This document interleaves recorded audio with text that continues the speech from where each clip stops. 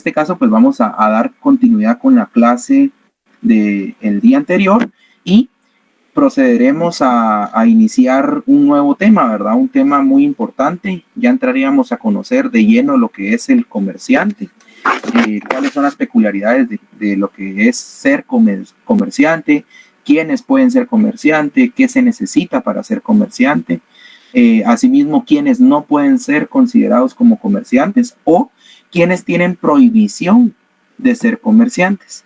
En ese sentido, es algo muy importante porque esto es un tema que está contemplado dentro del título preliminar de nuestro Código de Comercio, dentro del apartado de las disposiciones generales. En este caso, compañeros, yo les quisiera solicitar su apoyo con que vayamos teniendo una participación activa y que vayamos teniendo a la mano nuestro Código de Comercio, ya que va a ser de vital importancia que nosotros lo tengamos a la mano, ¿verdad? Y que vayamos en seguimiento de todos los artículos que vamos a estar viendo el día de hoy, porque es importante que vayamos haciendo las anotaciones, ya sea en nuestro cuaderno de apuntes y además de eso haciendo los llamados o haciendo también las observaciones correspondientes en nuestro propio código. Así que sin más que decir, vamos a dar inicio. Les voy a proyectar la presentación en este caso para culminar con el tema anterior. Ustedes me indican si se ve. Sí, licenciado. Sí, sí se ve. Gracias. Sí se ve. Muy bien, de acuerdo, gracias. Entonces, en este caso, vamos a ir abordando lo que es donde nos quedamos en la última clase. Permítanme, voy a ubicar la diapositiva.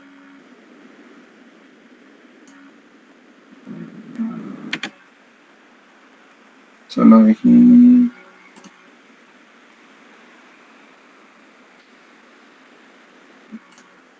Voy a compartirles en pantalla completa mejor.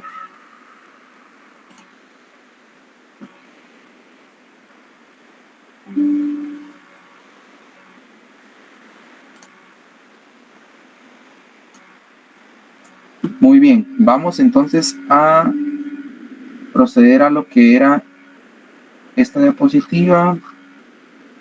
Nos quedamos, si ustedes se recuerdan, en el apartado de las fuentes del derecho mercantil. ¿Se alcanza a ver la presentación? Disculpen. Sí, licenciado. Muy bien.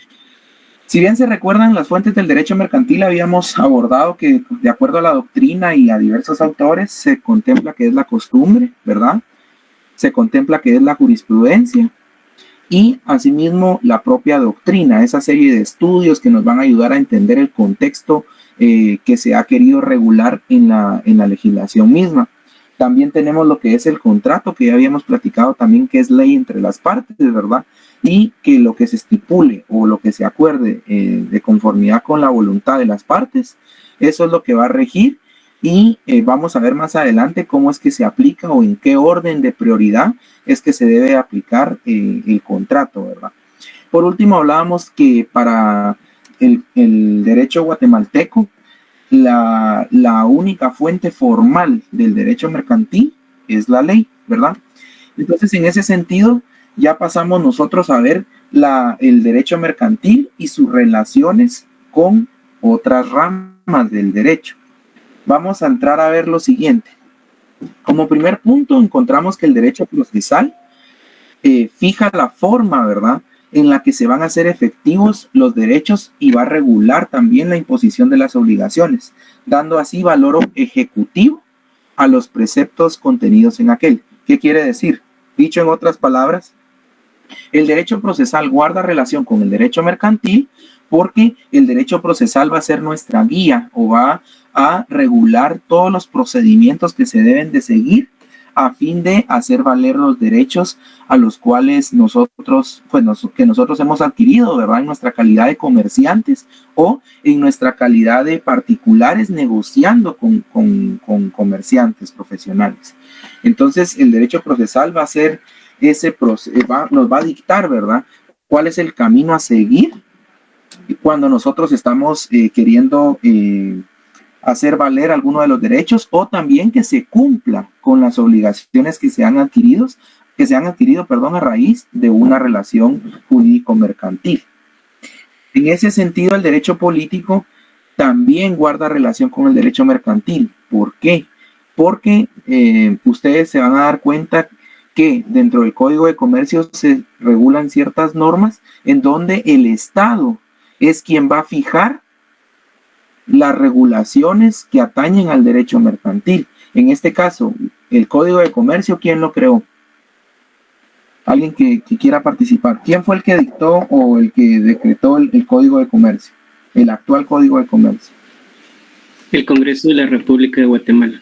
Así es, el Congreso de la República de Guatemala. Entonces vemos ahí que existe intervención de parte del Estado al establecerse, ¿verdad?, en los artículos del 171 en adelante, que es al Congreso de la República al que le atañe la función de legislar, ¿verdad? Y en ese sentido, el Congreso de la República tuvo a bien el consignar en un cuerpo normativo esa serie de normas que van a regir el actuar del comerciante, que van a regir también las relaciones jurídicas mercantiles que se van a estar dando a lo largo de la vida del derecho mercantil. Ahora bien, el derecho político en ese entonces es el que va a fijar, ¿verdad?, esa normativa que nos va a regular el cómo actuar nosotros como comerciantes. Ahora bien, el derecho administrativo. ¿Qué relación guarda el derecho administrativo con el derecho mercantil? Por razón de las funciones que tiene el derecho mercantil, se ve precisada en cuanto a la intervención, ¿verdad?, coercitiva que se tiene de parte del aparato administrativo o de los distintos entes administrativos para que se cumpla con las disposiciones obligatorias que impone el derecho mercantil. Hablando precisamente y como un ejemplo claro, ¿verdad?, nosotros vamos a ver que existe lo que es el registro mercantil. El registro mercantil se encuentra regulado en nuestro Código de Comercio y asimismo es constituido como una institución de carácter público, ¿verdad? Y al ser una institución de carácter público, va a tener la estructura, organización y funcionamiento con base a su propia, a su propia normativa y en este caso a establecer inclusive un propio arancel. Entonces vemos cómo nosotros, si queremos realizar determinado trámite ante el registro mercantil, tenemos que llevar a cabo un procedimiento administrativo con el cual nosotros tenemos que cumplir, y si nosotros no llevamos a cabo a cabalidad, paso por paso, ese proceso administrativo para realizar determinado trámite, ¿verdad? Por ejemplo, para la inscripción de una empresa mercantil, para la inscripción de una sociedad mercantil, para la inscripción o para la modificación más bien, por ejemplo, ¿qué les diré? La dirección fiscal o la dirección comercial, o para la emisión de una patente de comercio, o para, por ejemplo, solicitar alguna copia del desplegado de cuáles son los mandatos que ha tenido una sociedad en su historial, etcétera. Hay diversos trámites que deben de cumplir entonces estos procedimientos administrativos y a su vez se imponen tasas, ¿verdad?, o tarifas con las cuales hay que cumplir para que el derecho mercantil pueda funcionar. ¿Qué otras ramas vamos a encontrar que guardan relación con el derecho mercantil? Yo acá les estoy colocando, y hago la aclaración, les estoy colocando algunas de las ramas del derecho que guardan relación con el derecho mercantil. No quiere decir que sean estas las únicas ramas que guardan relación. Ustedes, conforme vayan estudiando, conforme vayan consultando diversos textos, se van a dar cuenta de que hay autores que mencionan otras ramas del derecho que están relacionadas y explican el por qué, ¿verdad? Hacen el breve análisis. En este caso yo les quise poner algunas nada más para que ustedes tengan esa relación y que pues tengan ustedes también conocimiento de cómo es que todo el derecho está concatenado. Con el derecho penal, ¿qué relación tiene con el derecho penal? El derecho penal necesita del derecho mercantil para establecer prohibiciones. ¿Con base a qué va a establecer prohibiciones? Con base a las relaciones jurídicas mercantiles y de acuerdo a lo que hayan pactado también las partes. Recordemos de que existen, un negocio jurídico se va o va a adquirir validez en tanto su objeto sea lícito, ¿verdad? En tanto las personas o los sujetos que intervengan tengan esa capacidad legal para poder hacerlo, y que no adolezca de ninguno de los vicios que regula, en este caso, el Código Civil. Ahora bien, ¿qué pasa si nosotros usurpamos una calidad y hacemos valer de que somos representantes legales de una sociedad anónima y entonces llegamos a celebrar un contrato de mutuo o de crédito, ¿verdad? Con un banco? ¿Qué sucedería en este caso? En este caso, nosotros, al no tener la calidad de representantes legales y administradores únicos o de gerentes generales de la entidad y demás, nosotros pudiéramos llegar a incurrir en un delito. Y al incurrir en el delito de usurpación de calidad, al incurrir en el delito de estafa, etcétera, nosotros vemos cómo el derecho penal acciona o se activa, y en este caso entra a proteger las relaciones mercantiles. Entonces vemos cómo es que uno se necesita al otro, ¿verdad? El derecho penal necesita saber qué relaciones mercantiles son las que se dan y bajo qué condiciones. Y sabiendo eso, entonces ya se regula una conducta típica que va a estar aparejada de una consecuencia jurídica, que en este caso puede ser alguna multa, puede ser alguna pena, etcétera, ¿verdad? Ahora bien, en cuanto al derecho internacional, ¿qué relación tiene el derecho mercantil con el derecho internacional? El derecho mercantil necesita recurrir a lo estipulado y a lo preceptuado por el derecho internacional. ¿Por qué? Porque el derecho mercantil va a contar con diversas relaciones mercantiles que se van a estar dando a nivel local, pero también se van a estar dando a nivel internacional. Es decir, va a regular las transacciones y el comercio internacional que surja. Y en este caso, lo que hace es de que el derecho mercantil tiene que estar en constante actualización para que las distintas transacciones internacionales se puedan llevar a cabo sin problema alguno. Y esto va aparejado, y les digo que se tiene que ir actualizando, porque vemos nosotros que la normativa establecida para el comercio internacional tiene que ser similar o tiene que ser homogénea entre los diversos países que vayan a estar comerciando. He ahí la importancia de por qué existen tratados de libre comercio, existen acuerdos o convenios internacionales en materia mercantil, etcétera, ¿verdad? ¿Para qué? Para estandarizar todas esas regulaciones que hagan o que permitan hacer más segura la circulación, trayendo un poquito a colación lo que es aquel principio que vimos, ¿verdad? Aquella característica. Y buscando, ¿verdad?, que este tráfico comercial se pueda realizar sin ningún problema. En cuanto al derecho civil, nosotros hemos venido hablando de que guardan cierta relación, principalmente porque lo que surgió en un primer momento era el derecho civil. Nos remitimos entonces a aquel pasado en la antigua Roma, en donde el jus civile era lo que regulaba las distintas actividades y las distintas relaciones que se daban entre los ciudadanos, ¿verdad?, romanos. Posteriormente ya se entró a tener una mayor participación cuando surge la burguesía comerciante, y entonces es ahí cuando ya el derecho mercantil se vuelve autónomo y entonces se independiza de muchas regulaciones y adquiere las propias, y en este caso adquiere también sus propios principios. Pero ahora, ¿qué relación siguen guardando? Pertenecen ambos a la rama del derecho privado. Esto es una característica muy importante, ¿verdad? ¿Por qué? Porque se regulan las relaciones entre particulares, y en cuanto al derecho mercantil se regulan las relaciones que se dan entre comerciantes entre sí, o entre los comerciantes y los particulares. Por tanto, ambos tienen lazos comunes, ¿verdad? Y por esa razón tienen también esas similitudes en la antigüedad, como ya habíamos platicado. En este caso también el comerciante es un sujeto que va a contar con capacidad y que va a ser titular de derechos y obligaciones. Y en este caso, al adquirir obligaciones, queda, por ende, obligado a las múltiples manifestaciones contractuales que el comercio le va a ir presentando en el día a día, ¿verdad? En el ejercicio de esa actividad profesional del comerciante.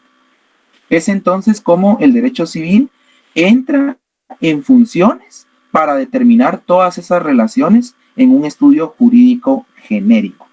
Es decir, el derecho mercantil va a regular todo lo específico y cuando nosotros tengamos alguna duda o cuando nosotros tengamos que esclarecer algún tema en específico, nos vamos a remitir a la aplicación del Código Civil. Más adelante vamos a entrar a ver a detalle esto, pero entonces vamos a continuar con la siguiente presentación, ¿verdad? Por este motivo no les había compartido la presentación, voy a estárselas compartiendo conforme lo vaya considerando necesario, para que ustedes también tengan a bien el ir haciendo sus anotaciones, ¿verdad? Que no se vayan a confiar también de que siempre van a tener las presentaciones, porque eso va a depender también del interés y de la participación y de la asistencia que se tenga en clase. Hago la aclaración porque si no muchos compañeros llegan a acomodarse, ¿verdad? No estoy diciendo que esté pasando, pero hemos tenido la experiencia de que muchos compañeros se acomodan y ya no entran a clase porque dicen, bueno, me voy a remitir a lo que están las diapositivas y solo de ahí voy a estudiar y entonces ya no ingreso a la clase, ¿verdad? Entonces hago solo la aclaración, como les digo, para que pues todos estemos enterados y sepamos, ¿verdad?, de la importancia de acudir a clase y de estar presentes en la misma. Bueno, ¿se ve la presentación que estoy utilizando ahorita? No, sí, Sí. Muchísimas gracias. Clase 3. Así es, muchísimas gracias por estar ahí atentos a la clase. Les quiero preguntar, ¿tienen alguna duda acerca de lo que hemos visto hasta el momento? No, licenciado. Todo bien, Lic. Muchísimas gracias. Es importante para mí que vaya quedando claro, ¿verdad? Para que podamos ir avanzando con el contenido. Entonces, vamos a ver lo que es la clase 3, ¿verdad? Y en cuanto a esto, ya vamos a entrar a ver nosotros quiénes son los sujetos del derecho mercantil. Pero antes de ello, quiero solicitarles de que todos nos vayamos y nos remitamos, ya sea de forma virtual o en físico, a nuestro Código de Comercio. En cuanto a ello, quiero que nos ubiquemos en el artículo número 1 del Código de Comercio. Me indican ustedes cuando ya estén ubicados en el artículo número 1 del Código de Comercio. Yali. Bueno, muchísimas gracias, oyeron muy finos. En el artículo 1 nosotros vamos a encontrar la aplicabilidad, es decir, el alcance o a quiénes o a qué es que se va a aplicar el Código de Comercio. Ustedes en toda la normativa en Guatemala, normalmente en el caso de los códigos de comercio, Código Civil, las leyes administrativas, las leyes penales, etcétera, no importando cuál sea la materia, ustedes siempre van a encontrar en los primeros articulados, van a encontrar la razón de ser, van a encontrar el objeto, van a encontrar la aplicación que va a tener este código. Inclusive, es muy importante que nosotros leamos los considerandos del Código de Comercio. ¿Por qué? Porque ahí nosotros vamos a tener la noción general, ¿verdad? Y la razón de ser del por qué es que se está creando el Código de Comercio. Y en este caso, pues, fue una necesidad que hubo, ¿verdad?, del desarrollo económico del país para obtener una orientación filosófica moderna que estuviera adaptada a la realidad de nuestra sociedad y que tuviera un enfoque realista de los institutos que regula y del tratamiento de las distintas doctrinas, instituciones del derecho mercantil. Entonces, en ese caso, ya entramos a ver lo que es la aplicabilidad. ¿Quién me quiere leer el artículo número 1? Te lo leo, Lic. Por favor, adelante. Artículo número 1. Aplicabilidad. Los comerciantes en su actividad profesional, los negocios jurídicos, mercantiles y cosas mercantiles se regirán por las disposiciones de este código y, en su defecto, por las del derecho civil que se aplicarán e interpretarán de conformidad con los principios que inspira el derecho mercantil. Muchísimas gracias. ¿Tu nombre, perdona? Lilia Lilia, muchísimas Elizabeth. gracias. Gracias, Lilia, muy fina. Bueno, como nos acaba de leer Lilia, compañeros, la aplicación entonces de este código va a ser para los comerciantes en el ejercicio de su actividad profesional. Va a ser también para los negocios jurídicos mercantiles y para las cosas mercantiles. Tal cual nosotros lo hemos estado viendo, que prácticamente estos son parte de los libros del Código de Comercio. Entonces, por eso que en cada libro se va a ir desarrollando a manera más minuciosa, ¿verdad? Cada uno de los artículos y de las derechos y las obligaciones de los comerciantes, cómo es que se van a llevar a cabo los negocios mercantiles, qué se considera por cosa mercantil, qué se regula al respecto, etcétera, ¿verdad? Pero lo importante de la aplicación es de que, en primer lugar, nosotros vamos a aplicar el Código de Comercio. Y si se dan cuenta, en su defecto, con todo aquello que no esté regulado en el Código de Comercio, se va a aplicar las disposiciones del derecho común. ¿Qué quiere decir? Se va a aplicar el Código Civil. En este caso, es que yo les quería hacer esa como acotación, ¿verdad? Por lo que acabamos de ver, y por eso fue que dejé a la rama del derecho civil como la última rama, ¿verdad? No la menos importante, sino la última rama, para dejar ligado a iniciar con este nuevo tema, ¿verdad? La importancia de por qué se aplica el derecho civil en cuanto a lo que no se regule por el derecho mercantil. Habiendo abarcado lo que es la aplicabilidad, pasamos entonces a lo que son los sujetos del derecho mercantil. Ahora bien, ¿a quiénes les aplica el Código de Comercio? Ya lo hablamos entonces, a los comerciantes en su actividad profesional, a los negocios jurídicos mercantiles y a las cosas mercantiles. Esto según lo regulado por el artículo 1, del Código de Comercio. Ahora bien, ¿quiénes son considerados como comerciantes? Lo vamos a encontrar en el artículo 2 del Código de Comercio. Para ello, ustedes deben de tener claro, compañeros, que son comerciantes. De conformidad con el artículo 2, son comerciantes quienes ejercen en nombre propio y con fines de lucro cualesquiera actividades que se refieren a lo siguiente, ¿verdad? Esto lo estamos encontrando en el artículo número 2 y si ustedes ven en el artículo número 2 se regula qué actividades. Primero, la industria dirigida a la producción o transformación de bienes y la industria dirigida a la producción o transformación de la prestación de servicios, ¿sí? La industria entonces dirigida a la producción o transformación de bienes y a la prestación de servicios. Esta es una de las primeras actividades generales que van a hacer, ¿verdad? Que se encasilla a una persona, ya sea individual o colectiva, como comerciante. ¿Qué otra actividad encontramos? La intermediación en la circulación de bienes y la prestación de servicios. Entonces estamos dándonos cuenta que en el numeral primero está hablando de quienes producen, ¿verdad? Productos, valga la redundancia, o quienes transforman bienes, ¿sí? Quienes prestan servicios. Ahora bien, abajo ya está hablando de la intermediación, ¿verdad? Aquí podríamos hablar un poquito acerca de el mercader, esa figura del mercader en la antigüedad, ¿verdad? De cómo esta persona optó por esa actividad profesional de poner en circulación ¿qué? Los bienes y poner en circulación la prestación de servicios. ¿Qué otra actividad encontramos? La banca, seguros y fianzas, ¿sí? Aquí vamos a encontrar, por ejemplo, el decreto 25-2010, que hace referencia a la actividad aseguradora, haciendo referencia al tema de los seguros y demás, ¿verdad?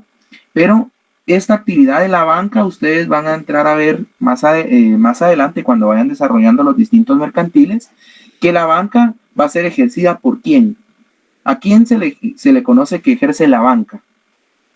¿Alguien, compañeros? A los bancos del Sistema Nacional.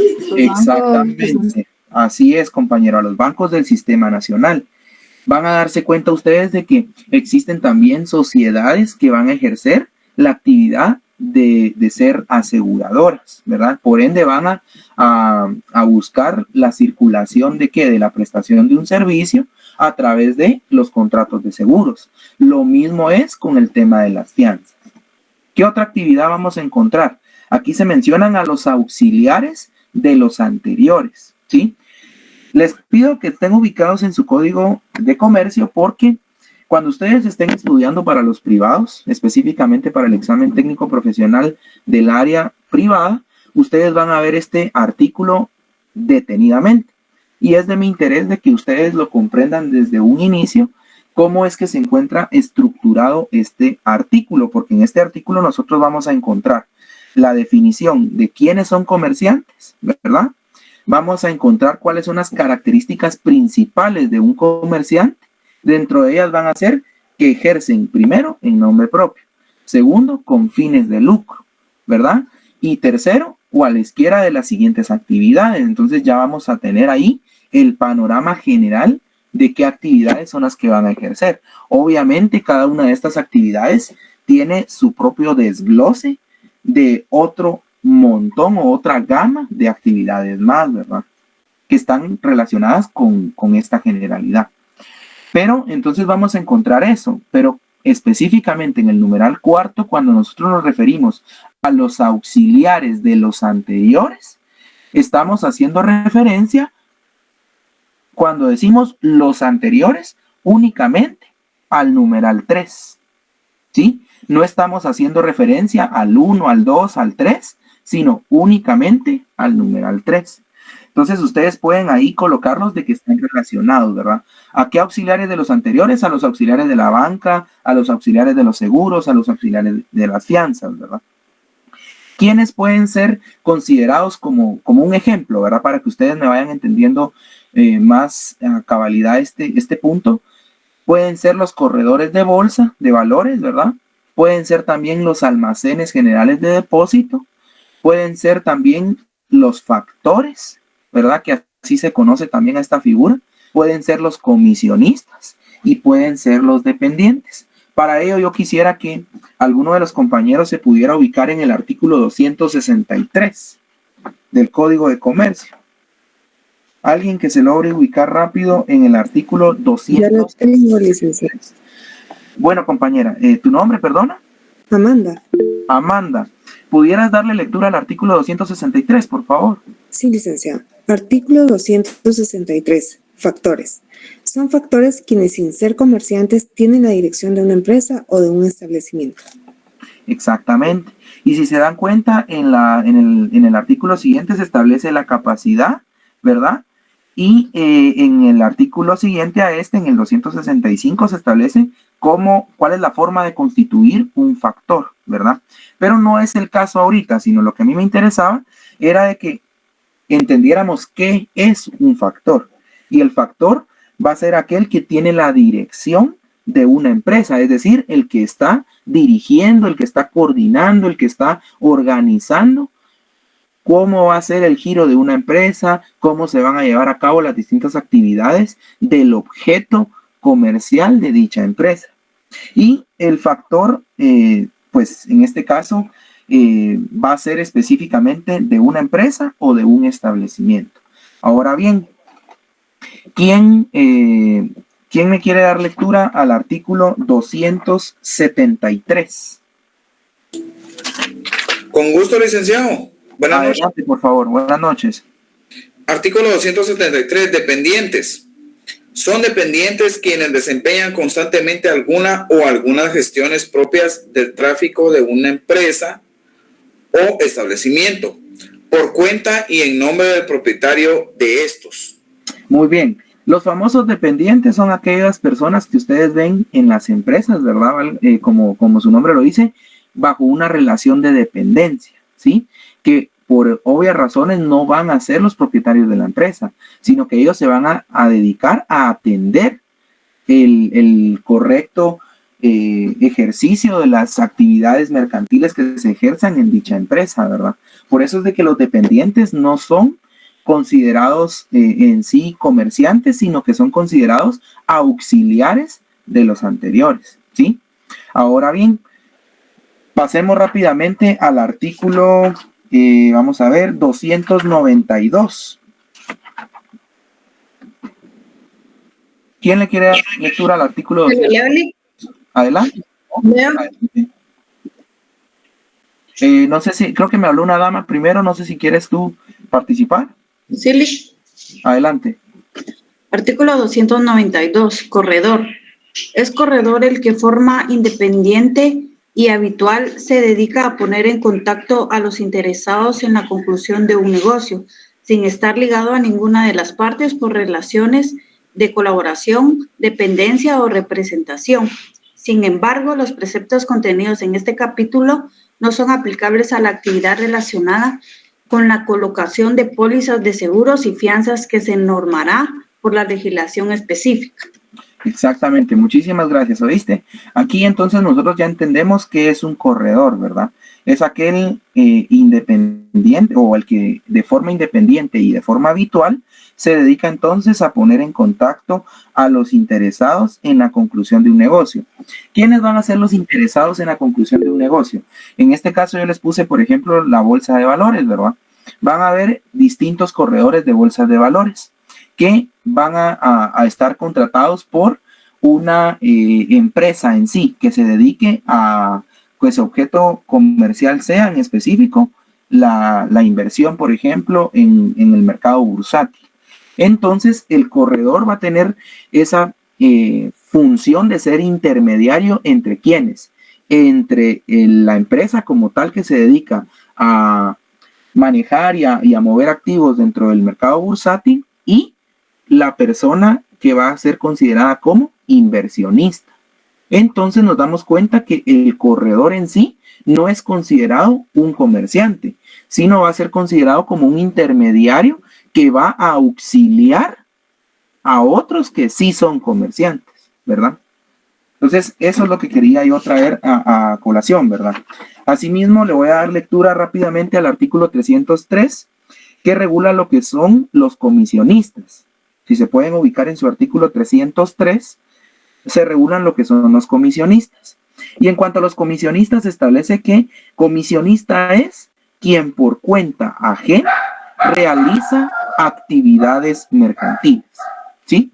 Entonces, un claro ejemplo es, por ejemplo, alguna persona que se dedica a llevar a cabo algún negocio y va a obtener un beneficio de que ese negocio se ejecute o que ese negocio se lleve a cabo, ¿verdad? Entonces, un comisionista puede ser, por darles un ejemplo, estos agentes inmobiliarios, ¿verdad? Ellos son comisionistas porque ellos se dedican a vender la propiedad de una persona y en este otro caso van a dar el precio al comprador que el vendedor esté estipulando.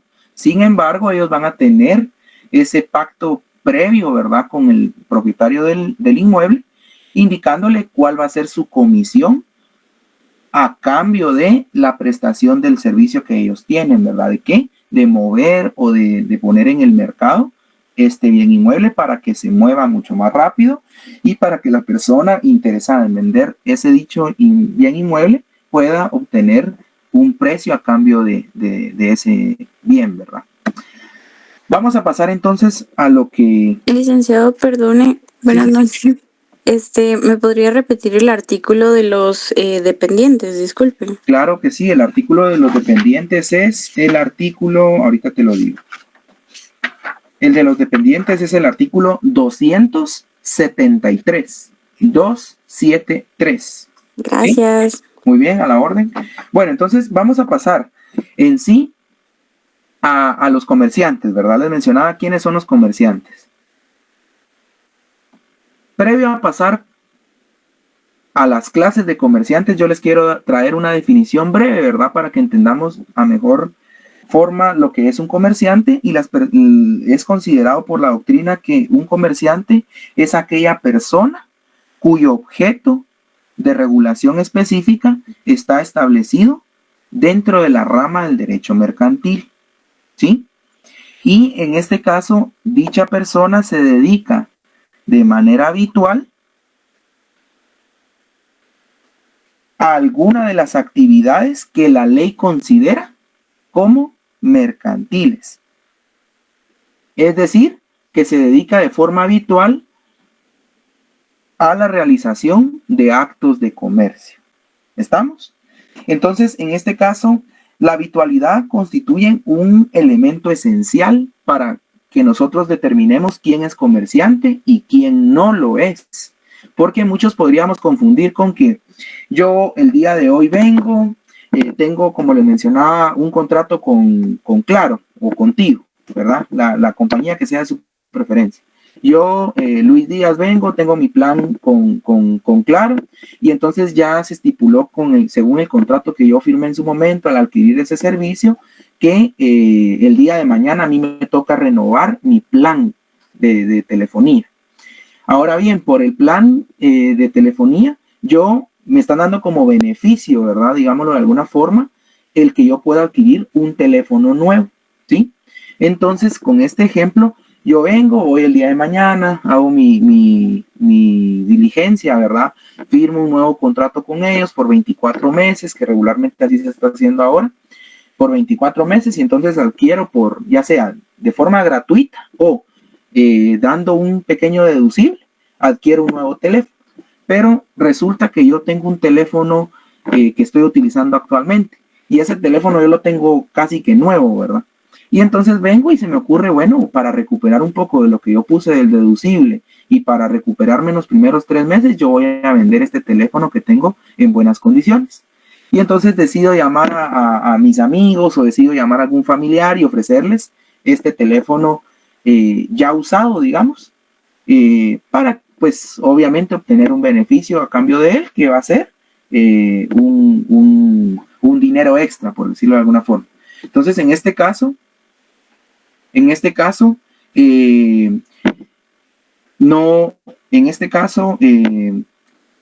yo estoy vendiendo mi teléfono, pero lo estoy haciendo de una forma excepcional. Entonces, ¿seré yo considerado como comerciante o no seré considerado yo como comerciante? No. No, compañero. ¿Por qué? ¿Por qué consideras tú que no soy considerado como comerciante? No, porque no es una manera habitual. No es una manera habitual, ¿verdad? O sea, aquí sí es importante que para que nosotros tengamos claro qué es un comerciante, es que de manera habitual, en nombre propio y con un fin de lucro, se dedique a realizar una actividad de comercio, ¿verdad?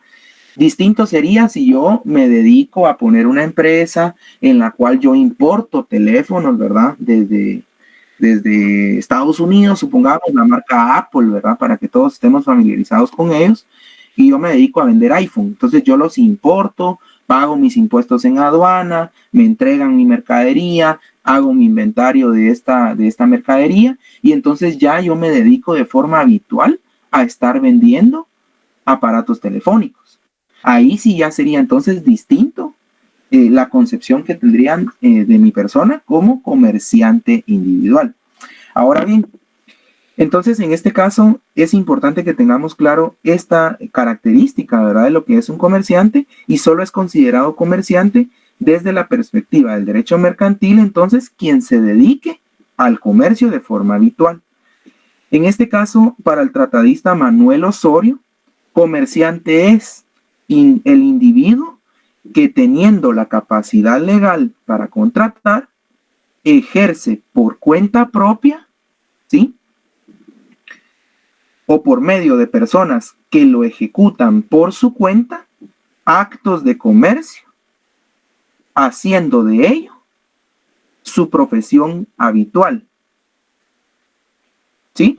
Ahora bien, en este caso, toda persona hace de su profesión, entonces, por ejemplo, la compra y venta de mercaderías, haciendo alusión al ejemplo que yo les estaba dando, ¿verdad? En ese sentido, entramos a ver lo que son ya entonces los comerciantes, ¿verdad?, según los que establece el artículo número 1, y ahora vamos a entrar a verlo, las clases de comerciantes que existen. Dentro de ellas nosotros vimos en su momento que está el comerciante individual y el comerciante social. Ahora bien, ¿Por qué les decía yo? Voy a regresar a la primera, al artículo número 2. ¿Por qué les decía que es importante para mí que ustedes tengan claro este tema? Nosotros vamos a decir que comerciante individual, de conformidad con lo que estipula el Código de Comercio, es considerado comerciante individual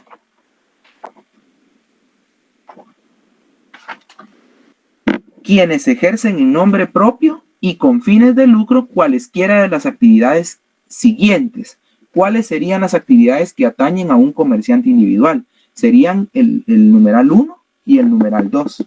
Entonces, para que ustedes puedan hacer esa anotación en su código, ¿verdad? Colocar comerciante individual es quien ejerce en nombre propio con fines de lucro. Eso ya está escrito en el código, ¿verdad? No es necesario que ustedes lo pongan.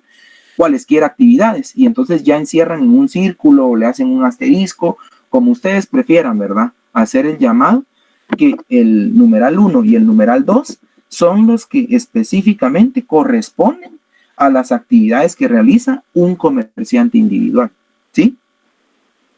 Ahora bien, en cuanto a un comerciante social, vamos a pasar a ver entonces, para ir entendiendo poco a poco cada uno de ellos. El comerciante individual es aquella persona que, teniendo la capacidad legal para ejercer el comercio, hace de él su ocupación ordinaria. Aquí aparece otra vez la característica de que tiene que ser habitual, tiene que ser recurrente, tiene que ser una actividad que realice la persona de forma reiterada, que esté relacionada con el ejercicio de la profesión de un comerciante. En ese sentido, los invito a que nos vayamos al artículo número 6 del Código de Comercio, en donde se va a regular la capacidad, ¿verdad? La capacidad que deben de tener los comerciantes para poder ejercer las distintas actividades del comercio, ¿verdad? Artículo 6, capacidad. Tiene capacidad para ser comerciante o para ser comerciantes las personas individuales y jurídicas que, conforme al Código Civil, son hábiles para contratar y obligarse. Y entonces hacemos el llamado en este artículo 6 al artículo número 8, ¿verdad? Al artículo número 8 del Código Civil. Creo que no es necesario hacer alusión a lo que, pues, taxativamente indica este artículo 8, pero en el artículo 8 se regula, ¿verdad? Quienes tienen capacidad para contraer derechos y contraer obligaciones. Ahora bien, tenemos claro entonces que es un comerciante, que el comerciante tiene que tener capacidad legal para poder ejercer la actividad del comercio. Y en ese sentido, como les decía, ¿qué características vamos a abordar nosotros del comerciante? Primero que nada, que ejerce en nombre propio. ¿Qué quiere decir? Que va a actuar por sí mismo y no por medio de otra persona. No lo va a hacer por medio de alguien más, ¿verdad? Lo va a hacer esa persona en sí misma. Ahora bien, ¿qué otra cuestión? Actúa con fines de lucro. Caemos otra vez a la definición que está establecida en el artículo 2, ¿verdad? Que lo va a hacer en nombre propio y con fines de lucro, tomando en consideración lo regulado por los principios y por las características del derecho mercantil. Asimismo, realiza actividades calificadas como mercantiles. ¿Y calificadas por quiénes? Calificadas por el propio Código de Comercio. En ese sentido, se debe tener capacidad para contratar y para obligarse, ¿verdad? De acuerdo, y en este caso, de acuerdo a lo establecido en el artículo 8 del Código Civil, perdón, ahí se me fue un número de más. ¿Quiénes son los que tienen capacidad para contratarse y obligarse, compañeros?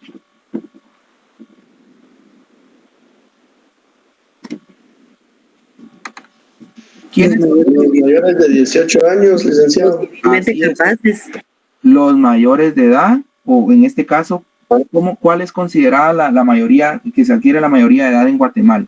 Es a los 18 años, al cumplir los 18 años, ¿verdad?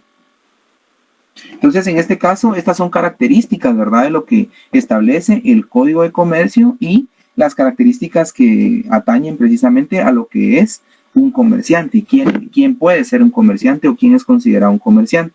Ahora bien, existe una excepción para la inscripción de un menor de edad como comerciante. Y en este caso, está establecida esta excepción en el artículo 7. Pasemos entonces al artículo número 7. ¿Me van siguiendo, compañeros? Vamos ya en el artículo número 7. Sí. Gracias, Incapaces o Miguel. interdictos. Así es, incapaces o interdictos. Ya todos aquí sabemos a qué se hace alusión cuando se hace mención de un incapaz y a qué se hace alusión cuando se está hablando de un interdicto. De manera resumida, un incapaz sabemos que va a ser aquel que no ha cumplido la mayoría de edad, ¿verdad? Es decir, va a poder ejercer derechos y contraer obligaciones, pero a través de su representante legal. Ahora bien, a los interdictos son aquellos que son declarados judicialmente por un juez competente, ¿verdad? Siguiendo el trámite y el juicio específico para el defecto. Y que es una persona mayor de edad, pero que por razones de a tener algún problema, ya sea biológico, etcétera, ¿verdad? Va a ser considerado interdicto y se va a declarar, en este caso, interdicto. Habiendo dicho eso, entonces, cuando un incapaz adquiera por herencia o por donación una empresa mercantil, o cuando se declare en interdicción a un comerciante individual, el juez decidirá con informe de un experto si la negociación ha de continuar o liquidarse y en qué forma sería que se va a realizar esto, ¿verdad? A no ser que el causante hubiere dispuesto algo sobre ello, en cuyo caso se respetará la voluntad en cuanto no ofrezca grave inconveniente a juicio del juez. ¿Qué quiere decir este artículo? Este artículo nos plantea varios escenarios. El primero de ellos es que cuando un incapaz, es decir, un menor de edad, adquiera por herencia o por donación, ya sabemos qué significa que adquiera por herencia o por donación una empresa mercantil. Recordemos, y eso lo vamos a ver más adelante, compañeros, pero les adelanto, ¿verdad? La empresa mercantil es considerada como una cosa mercantil. Y en este caso es considerada o se va a reputar por el propio Código de Comercio como un bien mueble, ¿verdad? Todos sabemos que a través de la herencia, entiéndase por el tema testamentario, ¿verdad? O que a raíz de una situación adversa, ¿verdad? Por la cual una persona que es propietaria de una empresa mercantil, pues fallezca, en este caso pasará a sus herederos la propiedad de sus derechos, obligaciones y de sus bienes, tanto muebles como inmuebles.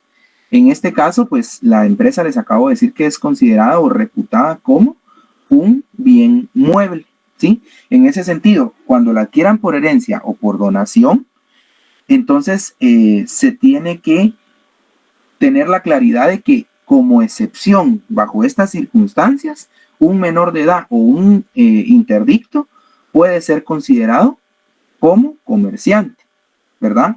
Pero tiene que estar previamente inscrito ante el registro mercantil, tiene que llevarse a cabo previamente el juicio que establezca esto, ¿verdad? Que en este caso va a ser la vía de la jurisdicción voluntaria judicial.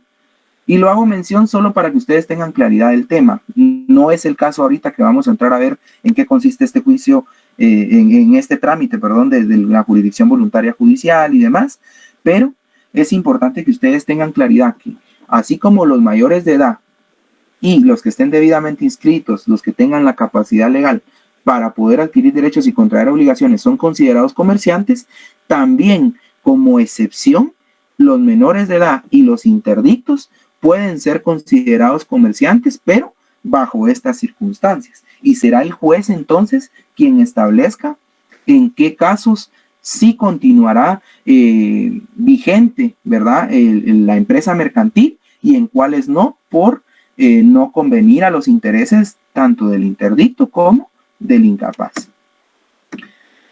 Habiendo dicho eso, entonces entramos a ver lo que son los comerciantes nacionales. Licenciado, solo una pregunta, perdón. Adelante. Por ejemplo, si en dado caso no conviene, ¿qué es lo que hace o qué es lo que usualmente hace el juez? ¿Se lo otorga al pariente más cercano o qué decisión toma usualmente? No, acá como lo menciona el propio artículo, si la negociación se refiere al negocio jurídico mercantil, ¿verdad? En este caso, establece el juez con base a lo que le dictaminen expertos, peritos, se obtengan todos los informes, el giro de cómo está la empresa mercantil, cuáles son también los estados, ¿verdad? Si tiene pérdidas, si tiene ganancias, si son cantidades que ya no corresponden, o etcétera, ¿verdad? Por X o Y motivo, el juez, con base a estos estudios que se están realizando por un experto, va a decidir si va a continuar la empresa mercantil. En dado caso continúe, entonces sí se va a reputar como comerciante el incapaz o el interdicto. Obviamente, ejerciendo sus derechos, el incapaz a través de su representante legal, y lo mismo en el caso del interdicto, ¿verdad? Pero si no conviene, tal cual el caso que me estás planteando, en este caso, pues se procede a liquidar la empresa mercantil. Y de la liquidación, pues obviamente los réditos, los rendimientos y todo lo que se obtenga a raíz de la liquidación de la empresa mercantil, entonces pasarán al haber del incapaz o del interdicto, siempre ejerciendo sus derechos y obligaciones a través de sus representantes legales. Eso es lo que sucede, ¿verdad? Pero en este caso, para que todo esto suceda, se tiene que comprobar, por ejemplo, para que continúe la empresa, se tiene que comprobar la utilidad de la misma, y esto va aparejado al principio de conservación de la empresa, ¿sí? Hay un principio, según la doctrina, que establece el principio de la conservación de la empresa, ¿verdad? Que se va a buscar fundamentar, argumentar y demostrar fácticamente cuál es la viabilidad de que una empresa mercantil continúe en operación, ¿sí? Entonces, continuando con el tema, comerciantes nacionales. Para los comerciantes nacionales se establece que cualquier persona nacional puede ser comerciante individual siempre y cuando cumpla con los elementos y las características que estos posean. Ya hablamos de ellas, ¿verdad? Cualquier nacional entonces puede ser comerciante siempre que tenga la capacidad de obligarse y contratar, de acuerdo a lo establecido en el artículo 6 y en el artículo 8 del Código Civil. Artículo 6 del Código de Comercio, ¿verdad? Ahora viene la gran interrogante, compañeros. Ustedes este tema, pues ya, el tema de los cónyuges siempre sale a la luz en las distintas ramas del derecho. Y en este caso, en el derecho mercantil, les quiero preguntar, ¿pueden los cónyuges ser comerciantes? ¿Alguien que quiera participar, compañeros? Y que me den de que sí pueden, y los que consideran que no, que me den también su razón, ¿verdad? Sí se puede, licenciado. Sí se puede, compañera. ¿Por qué se puede? El artículo 11 dice, cónyuges comerciantes, marido y mujer que ejerzan juntos una actividad mercantil, tienen la calidad de comerciantes, a menos que uno de ellos sea auxiliar de las actividades actividades mercantiles del otro. Ok, entonces aquí tenemos una doble función, ¿verdad, compañeros? Tal cual lo dice la compañera, muy acertado. En el artículo 11 del Código de Comercio se regula a los cónyuges comerciantes.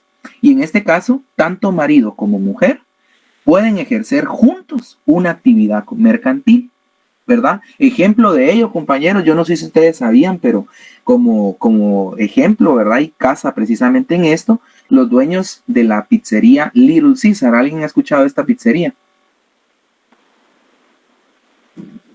Buenas pizzas con orilla de queso, Lick. Sí. La pizza dirían por ahí también en su promocional, ¿verdad? Exactamente, compañeros. Déjenme decirles que este negocio, ¿verdad? Mercantil, esta empresa mercantil, que ahora pues ya se considera también una sociedad y demás, este negocio empezó con un marido y con su mujer, ¿sí? En este caso, esta pareja de esposos, el marido era especialista ahí en preparar pizzas, le gustaba mucho cocinar y demás, y la mujer, o la esposa, por decirle de manera más apropiada, era pues la que administraba de manera adecuada los recursos y demás en el hogar, ¿verdad? Y entonces, a raíz de que esta persona cocinaba para su familia, para sus amistades, cada vez que existía alguna reunión social, le surgió la idea de pues empezar a comerciar con las pizzas. Pero este negocio surgió a raíz de que, como un restaurante en un local pequeño, ¿sí? Y empezaron vendiendo de todo, mariscos, empezaron vendiendo hamburguesas, empezaron vendiendo también pizzas, entre otras cosas, ¿verdad? Y poco a poco se fueron dando cuenta que lo que más se vendía eran las pizzas. Y a raíz de los distintos gastos y hacer cuentas y demás, no les traía cuenta el continuar con el negocio tal cual estaba. Entonces se dedicaron únicamente a vender lo que más se vendía, en este caso las pizzas. Y le colocaron inicialmente pizzería Little Caesar Street Pizza. Más o menos así era el tema, ¿verdad? Porque ella quería Little Caesar y él quería Street Pizza. Entonces le colocaron de esa forma. Posteriormente, ya con el auge y el aviamiento que tuvo esta empresa, entonces ya quedó únicamente como Little Caesar. Y Little Caesar viene el nombre porque el local en el que ellos estaban era pequeño. Entonces le colocaron Little Caesar, ¿verdad? Little de pequeño. Entonces, se los comento solo para que ustedes tengan ahí claro el ejemplo, pero esta pareja ejercieron juntos una actividad mercantil y entonces son considerados como cónyuges comerciantes. Posteriormente fue evolucionando, ya las necesidades del negocio fueron otras, y entonces ya migraron a otra figura mercantil para poderse dar abasto y para poder atender de una mejor forma el negocio que estaban ellos emprendiendo, ¿verdad? Pero cabe la aclaración también de que tanto marido y mujer, de forma conjunta o separada, pueden ejercer el comercio, ¿verdad? Específicamente el artículo 11 lo establece que lo ejerzan juntos, a menos que uno sea el comerciante y en este caso el otro cónyuge, ya sea el marido o ya sea la mujer, auxilie en sus actividades al otro, ¿verdad? Entonces, en ese caso, pues ya es considerado únicamente como auxiliar y no como comerciante per se, para que quede claridad de ello. Ahora bien, el propio Código de Comercio también regula lo que son los comerciantes extranjeros. ¿Ustedes calculan que un comerciante extranjero puede ser comerciante acá en Guatemala? ¿O existirá alguna prohibición? ¿O no pueden ejercer el comercio? ¿O sí lo pueden ejercer bajo determinados parámetros? ¿Qué consideran, compañeros? De acuerdo al artículo 8, sí pueden, licenciado. Claro. El artículo 8 lo respalda, de que sí puede un comerciante extranjero laborar acá. Exactamente, esa es la idea inicial, ¿verdad, compañeros? Que sí pueden ejercer el comercio en Guatemala, tal cual lo establece, ¿verdad? Los extranjeros podrán ejercer el comercio y representar a personas jurídicas, ¿sí? Cuando hayan obtenido su inscripción de conformidad con las disposiciones del presente código. ¿Qué quiere hacer alusión a esto? O sea, sí pueden, pero bajo estas circunstancias, que estén debidamente inscritos, ¿verdad? Para poder ejercer el comercio en Guatemala. ¿Ante quién se van a inscribir? Ante el registro mercantil, que es el ente rector en cuanto a todo el tema registral del comercio en Guatemala. En este caso, después de obtenida la residencia, ¿verdad? Sigue otro procedimiento. ¿Qué quiere decir esto? Que pueden ejercer en Guatemala el comercio, pero para ello tienen que obtener su residencia en el país y obtener autorización del organismo ejecutivo para el efecto. Posterior a ello, después de un procedimiento administrativo ante el Ministerio de Economía y demás, para recibir el permiso para dedicarse al comercio, están cubiertos ambos por los requisitos que se necesitan para inscribirse ya entonces ante el registro mercantil. Y es así como se van a lograr equiparar los comerciantes extranjeros con los nacionales en cuanto a sus derechos y obligaciones, salvo lo que disponga alguna ley especial, ¿verdad? Más adelante se van a ver qué es lo que dispone alguna ley especial en cuanto a este tema, pero de manera general, los comerciantes extranjeros sí pueden ejercer el comercio en Guatemala, pero cumpliendo con las disposiciones que establece la ley, ¿verdad? Acá yo les puse un poquito más minucioso, más o menos qué es lo que tienen que hacer ellos para poder ejercer, pero de forma general sí pueden, cumpliendo con las disposiciones que establece la ley, ¿verdad? Y que se encuentren debidamente inscritos para el efecto. Ahora bien, vamos a entrar a ver algo muy importante, compañeros. Ya vimos quiénes son comerciantes, quiénes pueden ejercer el comercio, sus excepciones, pero entre que sí pueden, bajo qué circunstancias pueden hacerlo o no. Ahora vamos a entrar a ver quiénes no pueden ser comerciantes. Y nos remitimos entonces al artículo número 9, en donde taxativamente se establece, no son comerciantes. ¿Quiénes? Nos establece 3 numerales. El primero de ellos, los que ejercen una profesión liberal. ¿Por qué? ¿A quiénes se refiere cuando se hace alusión a los que ejercen una profesión liberal? Se refiere a los profesionales universitarios. Es decir, compañeros, si ustedes en determinado momento se llegan a graduar de la profesión como abogados y notarios, adquieren el grado académico de licenciados en ciencias jurídicas y sociales, que yo estoy seguro que así va a ser, ¿verdad? En este caso, ustedes en el ejercicio de su profesión liberal no son considerados como comerciantes. Es decir, el que yo haga alguna auténtica, el que yo haga alguna declaración jurada, el que me dedique a realizar algún trámite mercantil o el que me dedique también a autorizar algún contrato o a constituir una sociedad, etcétera, eso no quiere decir que yo soy considerado comerciante, sino yo soy considerado como una persona que está ejerciendo su profesión liberal, ¿verdad? Ahora bien, ¿quiénes también son un ejemplo de ello? Los peritos contadores, ¿verdad? Se entiende entonces por profesión liberal cuando no hay relación de dependencia administrativa o laboral, ¿sí? Es decir, nosotros somos nuestros propios jefes, ¿verdad? En el ejercicio de nuestra profesión liberal. ¿Qué otro se regula? ¿Quiénes no pueden ser comerciantes? Los que desarrollen actividades agrícolas, pecuarias o similares en cuanto se refiere al cultivo y transformación de los productos de su propia empresa. En este caso, compañeros, acá se refiere a cultivos de tierra, ¿verdad? A los ganaderos, al tema pecuario, al tema agrícola en sí, que en Guatemala hay abundantemente una gran cantidad de ganaderos, de personas que se dedican a la agricultura, ¿verdad? En este caso, estas personas no son consideradas comerciantes en cuanto a qué, en cuanto a que se dediquen específicamente a esas actividades y a la transformación de los productos de su propia empresa, ¿verdad? Ahora bien, ¿quiénes más no son considerados comerciantes? Los artesanos que solo trabajen por encargo o que no tengan almacén o tienda para el expendio de sus productos. ¿Qué quiere decir para el expendio de sus productos? Es decir, que exista un artesano que tenga su propio almacén o su propia tienda, ¿verdad? O local en el cual se dedique a vender sus productos, ¿ya? Y que trabaje, a él se refiere a que no le aplica, ¿verdad? Que solo lo hace por encargo. Es decir, es un artesano de la colonia o de alguna aldea que se dedique en específico a realizar determinada actividad o determinados productos, pero lo hace únicamente por encargo. Es decir, lo hace de manera no habitual, sino lo hace de vez en cuando, ¿sí? Ellos son entonces considerados como no comerciantes. Ahora bien, no sé si estamos claros en ese sentido, compañeros. Licenciado, yo le quería hacer una consulta. Cuénteme.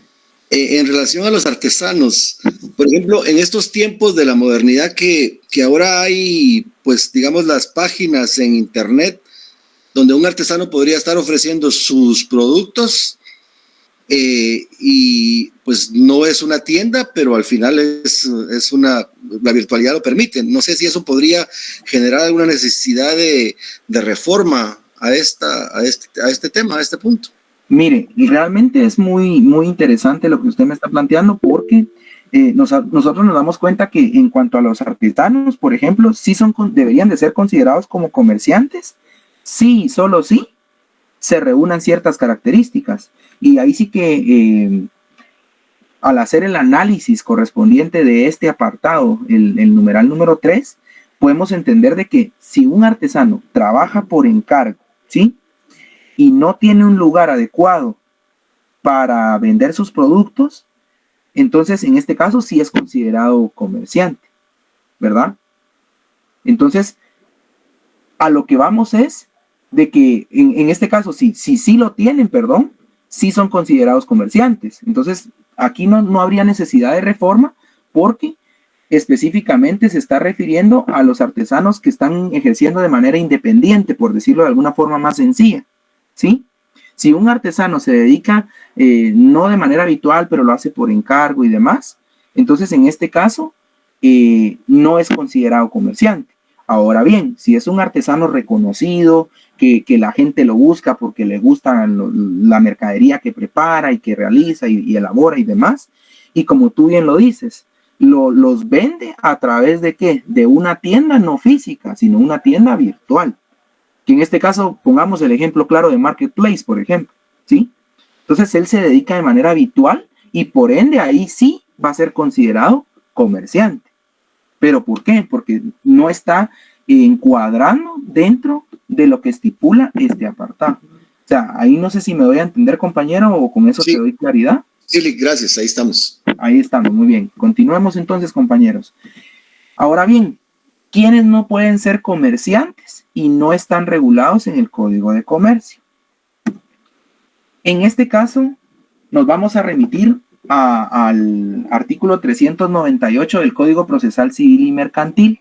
No sé si alguien tiene a la mano, ¿verdad, compañeros? Este código. Si no, pues ustedes me indican y yo le voy a dar lectura al mismo. Yo lo tengo, licenciado. Por favor. ¿Pudieras dar lectura? Sí, claro. Artículo 398. Efecto. La persona que a consecuencia de su estado de quiebra quedare privada de sus derechos e incapacitada de ejercer determinadas funciones, recobra su anterior situación jurídica por la rehabilitación. Muy bien, entonces estamos hablando de que quienes no pueden ejercer, quienes no pueden, perdón, ser comerciantes. Estamos hablando que el pueden es un verbo o es un concepto que está estableciendo la posibilidad de algo o no, ¿sí? Es decir, que bajo determinada circunstancia no puede ejercerlo, pero bajo otra circunstancia sí podría ejercer el comercio. Entonces, por eso les traigo a acotación lo que establece el capítulo 4 del Código Procesal Civil y Mercantil en cuanto a lo que se regula ateniente a la rehabilitación. Y entonces en el artículo 398 del Código Procesal Civil y Mercantil, tal cual lo leyó la compañera, los que hayan sido declarados en quiebra, en ese estatus, siendo declarados en quiebra, por una orden judicial y demás, no pueden ser comerciantes. Pero está la excepción. Si aplicamos nosotros el artículo 398, cuando esta persona realice todos los procedimientos necesarios, acredite los requisitos que la ley le establezca y demás, y en este caso se apega al procedimiento de rehabilitación, entonces en ese caso ya podría recobrar su situación jurídica anterior, que quiere decir que ya podría ejercer entonces el comercio. ¿Estamos, compañeros? Licenciado, fíjese que me surge una duda. Buenas noches. Buenas noches, adelante. Yo no sé si mi código está desactualizado porque lo compré este año, pero los artículos del 347 al 400 me aparecen derogados por el decreto 13-2022 del Congreso de la República de Guatemala, que fue publicado el 3 de marzo de 2022 y que entró en vigencia 6 meses después. Entonces hago la pregunta porque la compañera pues amablemente leyó el artículo, pero en mi Código Procesal Civil y Mercantil no aparece dicho artículo. Muy bien, compañero, te agradezco mucho por la acotación. Si gustas, no sé si fueras tan amable de poderle compartir este aspecto al compañero Alejandro, ¿verdad? A nuestro auxiliar de cátedra. Y con mucho gusto La ley vamos de insolvencia. Sí. Ingresó la ley de insolvencia Así es, correcto. en ese título quinto del libro del tercero del Código Procesal Civil y Mercantil. Okay. Así como dice el compañero que me antecedió, entró la ley de insolvencia. Ok, de acuerdo. Por eso les mencionaba, dejémoslo ahí entonces en stand-by y vamos a hacer la aclaración correspondiente si gustan en la siguiente clase para que nosotros tengamos claridad de ello, ¿sí? Quedémonos con esta observación y con mucho gusto vamos a hacer la aclaración, ¿oyeron? Pero sí me interesa que podamos continuar con el demás contenido, ¿sí? Te agradezco mucho, compañero. ¿Cuál es tu nombre, perdona? Soy Brian Mack. Brian, muy bien, ahí me recordaste en la clase ya presencial, vamos a hacer el análisis correspondiente en cuanto a este tema, ¿sí? Ahora bien, en cuanto al corredor, el artículo 296 del Código de Comercio, compañero, nos establece cuáles son las prohibiciones para los corredores. Y en ese sentido, se establece lo siguiente. Ahorita le vamos a dar lectura de manera rápida, solo para que nosotros tengamos ahí este tema. Las prohibiciones, dice, se prohíbe a los corredores ejecutar negocios mercantiles por su cuenta o tomar interés en ellos bajo nombre propio o ajeno, directa o indirectamente. Entonces, ahí nosotros nos damos cuenta que el corredor entonces no puede ser comerciante, ¿verdad? Porque no puede ejercer entonces esos negocios mercantiles a los cuales sí se dedica un comerciante.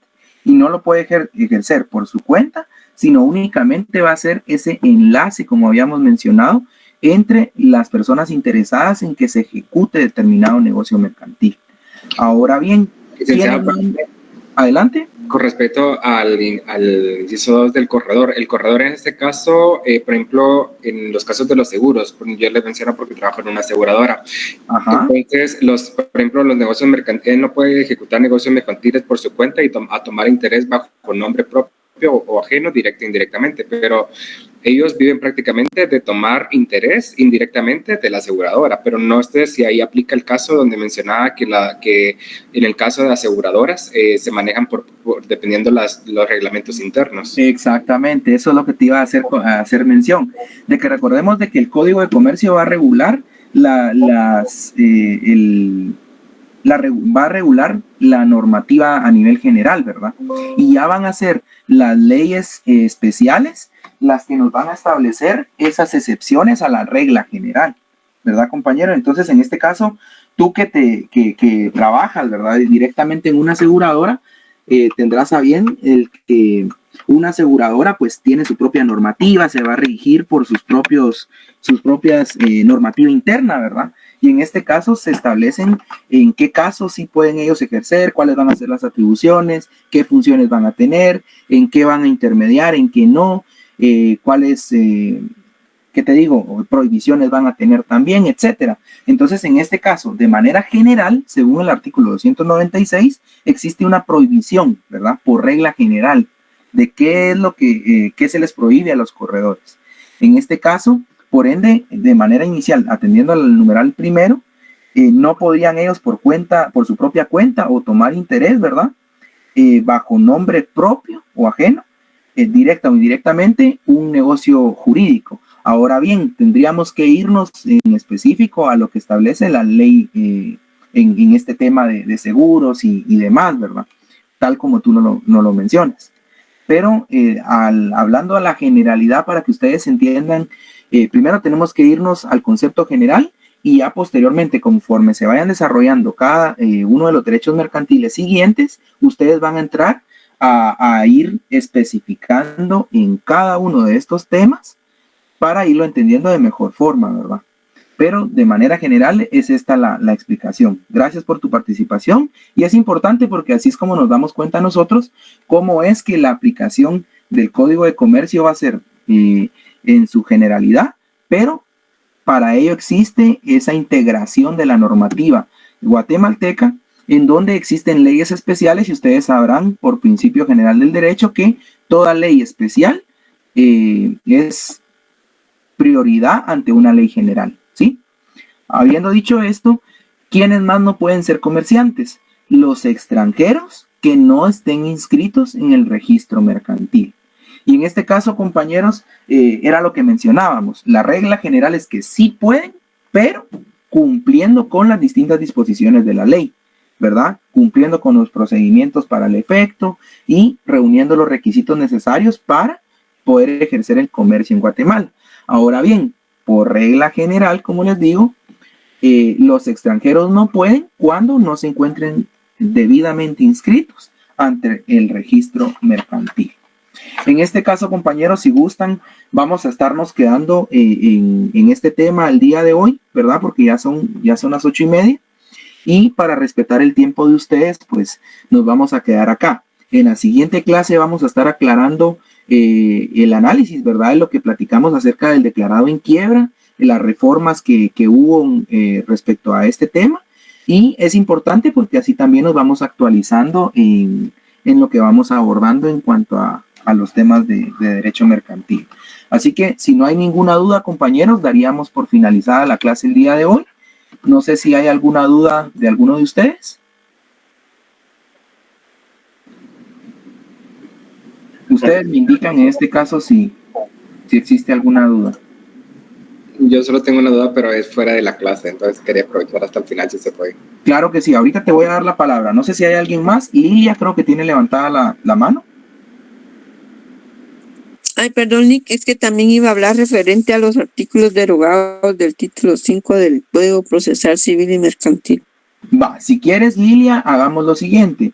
Tenlo ahí anotado, ¿verdad? También como te decía, y lo vamos a conversar en la siguiente clase, ¿verdad? Para poderlo abordar, y también ya hay compañeros que ya se retiraron, entonces es importante para mí que quede claro, ¿verdad? Y en este caso, a raíz de las reformas, que todos tengamos lo más actualizado posible la regulación que existe, ¿verdad? ¿Alguien más? No sé si Jamie también está levantando la mano a la orden. Buenas noches, Gracias. A mí me quedó una duda acerca del artículo 2. Ajá, ¿qué duda? En los numerales 3 y 4, esos entonces en este caso serían tomados como comerciantes sociales, ¿no? Mira, no lo quise decir en la clase y eso lo vamos a abordar en uno de los temas en específicos cuando ya entremos a ver a los comerciantes sociales, pero de momento me interesa que te quedes con la claridad de que comerciante individual va a ser considerado lo que se establece en ese propio artículo, ¿verdad? De que son quienes ejercen en nombre propio y con fines de lucro cualesquiera las actividades siguientes. Y nos remitamos únicamente al numeral 1 y 2, ¿sí? Ahí quedémonos de momento porque estamos viendo lo que es el comerciante individual y sus generalidades en cuanto a lo que son los comerciantes. Ya vamos a entrar a ver en una próxima clase lo que es el comerciante social y con ello nos va a quedar más claro en qué casos aplica el numeral 3 y el numeral 4, ¿sí? Está bien, licenciado, muchas gracias. Muy bien, gracias a ustedes. Entonces, en este caso te doy la palabra, Milovan. Adelante. Gracias, Lick. Perdone. Fíjese que justo hoy estamos hablando en el caso de la aseguradora, en el artículo 1010, en el artículo indisputabilidad. Por ejemplo, donde menciona las omisiones o inexactas declaraciones del solicitante del seguro, diversas de las referentes a la edad del asegurado. ¿Qué se refiere específicamente a diversas a las referentes a la edad del asegurado? Tengo entendido, bueno, voy a terminar de leer el artículo. Dan derecho al asegurador para dar por terminado el contrato, pero dicho derecho caduca si la póliza ha estado en vigor en la vida del asegurado durante 2 años a contar de la fecha de su perfeccionamiento o de la última rehabilitación. Entonces, por ejemplo, yo estoy en el área de gastos médicos. Entonces, en gastos médicos, las pólizas unos ven a los asegurados que si pueden ingresar o no, se hacen las evaluaciones, se toman muestras de laboratorio, se hacen exámenes. Entonces, ya con base a ello se dice, bueno, usted puede ingresar a la póliza, pero usted se ve que tiene un problema hepático, entonces los problemas de hígado no se los vamos a cubrir. Pero muchas veces, y pasa muy seguido, que hay bastantes asegurados que tienen, por ejemplo, tienen, ¿qué puedo mencionar? Hipertensión. Hipertensión es una enfermedad crónica. Entonces, como la hipertensión es crónica, ellos no lo manifiestan y dan como que todo está bien. Apenas va iniciando en la póliza, tienen como 3 meses o 5 meses y resulta que tienen hipertensión crónica o estadia grado 3.